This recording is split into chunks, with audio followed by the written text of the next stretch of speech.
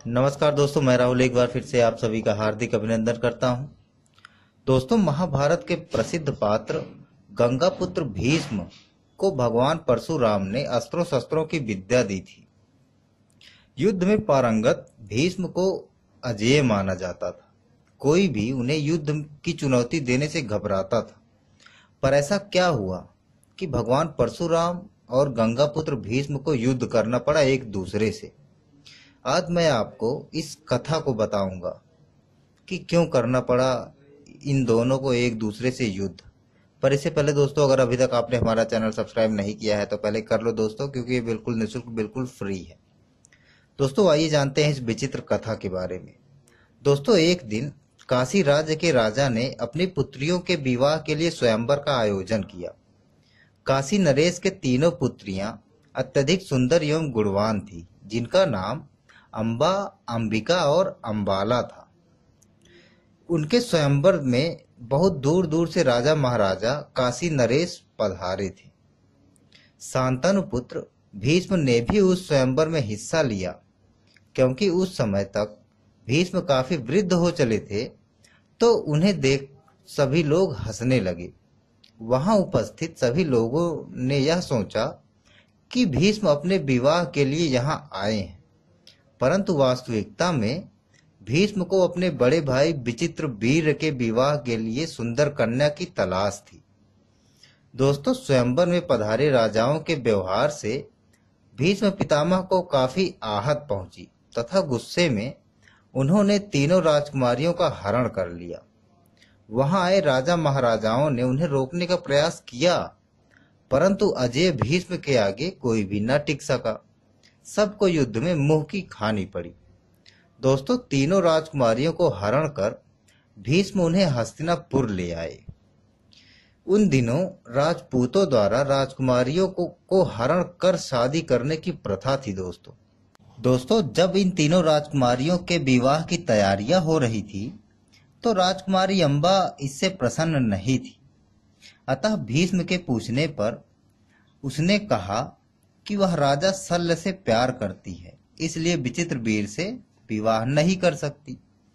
दोस्तों, तब भीष्म ने इस पर विचार कर उसे राजा शल्य के पास जाने की अनुमति दे दी। इसके बाद राजकुमारी अंबा राजा शल्य के पास चली जाती है। दोस्तों, उधर राजा शल्य को अंबा के हरण का समाचार मिल चुका था, इसलिए शल्य ने उससे विवाह करने से इनकार कर दिया। अंबा ने जब इसका कारण पूछा तो राजा शल्य ने कहा कि तुमने किसी अन्य पुरुष से संबंध बना लिया है, अतः मैं तुम्हें अपनी पत्नी के रूप में स्वीकार नहीं कर सकता हूँ। तुम्हें भीष्म हरण करके ले गए थे, अतः तुम्हें उसी से विवाह करना चाहिए, इसलिए मैं तुम्हें स्वीकार नहीं कर सकता हूँ। दोस्तों, तब अंबा ने कहा कि भीष्म पितामह मुझे मेरी मर्जी से नहीं ले गए थे, उन्होंने मेरा जबरदस्ती हरण किया था। मैं तो उस समय विलाप कर रही थी।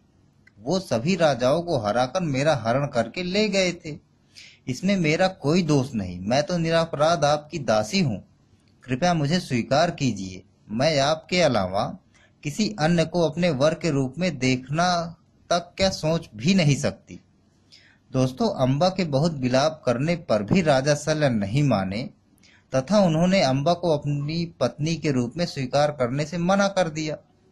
दोस्तों, अंबा ने मन ही मन प्रतिज्ञा ली कि यह सब भीष्म पितामह के कारण हुआ है, अतः वह भीष्म से तपस्या या किसी अन्य तरीके से बदला लेंगी। ऐसा निश्चय कर वह नगर से निकलकर मुनियों के आश्रम आ जाती हैं। दोस्तों, मुनियों के पास पहुंचकर अंबा ने उन्हें पूरी कहानी सुनाई और तपस्या करने की जिद करने लगी। तभी वहां होत्रहान, जो कि अंबा के नाना थे, वह पहुंच जाते हैं। दोस्तों, उन्होंने अंबा की पूरी कहानी सुनी और कहा कि बेटी, मैं तेरा नाना हूँ, तू मेरी बात मान और परशुराम के पास जा, उनसे अपनी परेशानी बता दे, वह तुम्हारी मदद अवश्य करेंगे। दोस्तों, तब अंबा भगवान परशुराम के पास पहुंचती हैं और अपनी सारी कहानी परशुराम को सुनाती हैं। उनकी कहानी सुनकर परशुराम को क्रोध आ जाता है। दोस्तों, उन्होंने भीष्म को युद्ध करने के लिए ललकारा और भीषण युद्ध होने लगा। दोस्तों, कुरुक्षेत्र में लड़ा गया यह युद्ध बहुत ही भयंकर था। पांडवों और कौरवों के मध्य लड़ा गया युद्ध तो केवल 18 दिन तक चला था, परंतु यह युद्ध 24 दिन तक चला। इस युद्ध में भी अत्यंत घातक अस्त्रों शस्त्रों का प्रयोग किया गया था।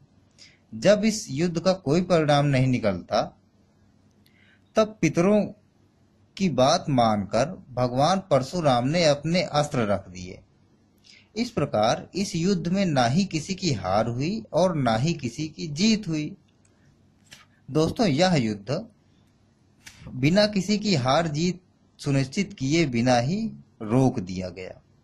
दोस्तों, जिससे अम्बा बहुत ही क्रोधित हुई और उन्होंने भीष्म पितामह को श्राप दिया कि मैं ही तुम्हारी मृत्यु का कारण बनूंगी। इस श्राप के साथ ही अम्बा ने अपने प्राण त्याग दिए और वही शिखंडी के रूप में जन्म लेती हैं, जो महाभारत में गंगा पुत्र भीष्म के मृत्यु का कारण बनती हैं। दोस्तों, अगर आपको ये रोचक तथा ये पौराणिक कथा अच्छी लगी हो तो इसे लाइक और शेयर जरूर करें, और अभी तक अगर आपने हमारा चैनल सब्सक्राइब नहीं किया है तो प्लीज कर लीजिए। दोस्तों, इसी के साथ मैं राहुल आपसे विदा लेता हूँ। नमस्कार, शुभ रात्रि।